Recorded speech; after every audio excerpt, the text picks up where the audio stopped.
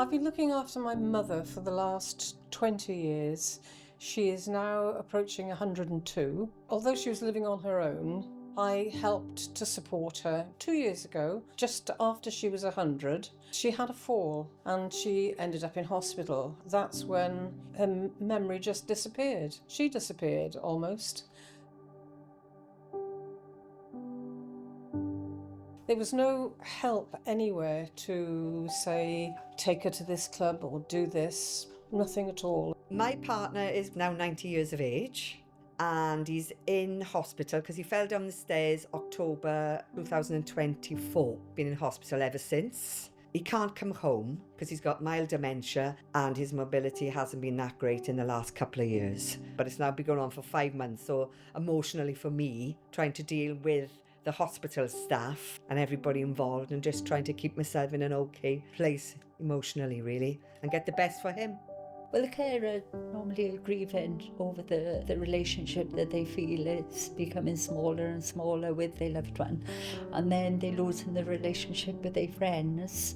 Their circles become so small. My friend has not seen my husband, Lindsay, for a while, and she says to me, look, I think Lindsay starts dementia.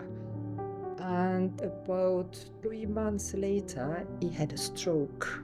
The stroke has destroyed all his language zone. By love, I was able to be his carer. I did not realize it was quite a hard job. I am just starting to find a balance with my husband because I have to grieve that I lost him and to love the new one, the new husband. I realize that I am not part of his life anymore because he lives in his own world.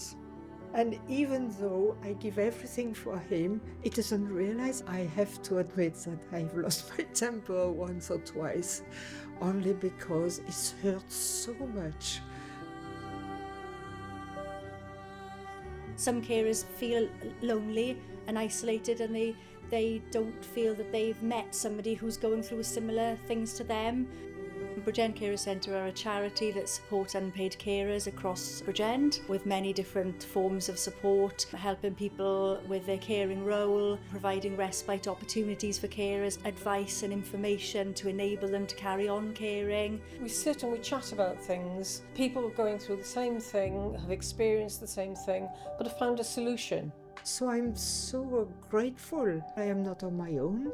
Then we can share together our tragedy, which we can have some advice that they experience, or I can give advice that I experience. When you're caring for somebody, all the focus is on that person, the person you're caring for.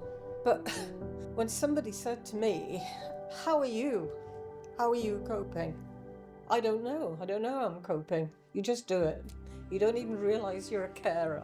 Many carers that we see don't identify themselves as carers. They are looking after husbands, wives, mums and dads, and they think that it's just what they do, isn't it? And that's a problem, because if they don't identify themselves, then they can't have the benefit of support.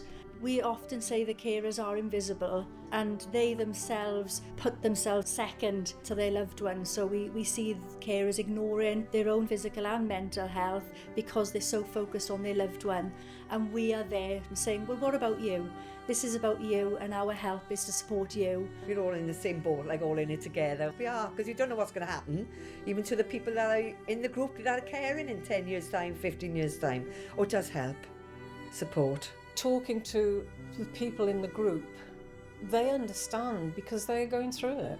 And that's the most important thing of all, is being able to just get it off your chest. It's not an easy road to travel. It really isn't.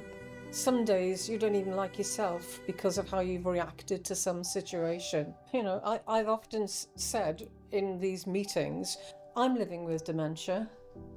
I haven't got it, but I'm living with it every single day.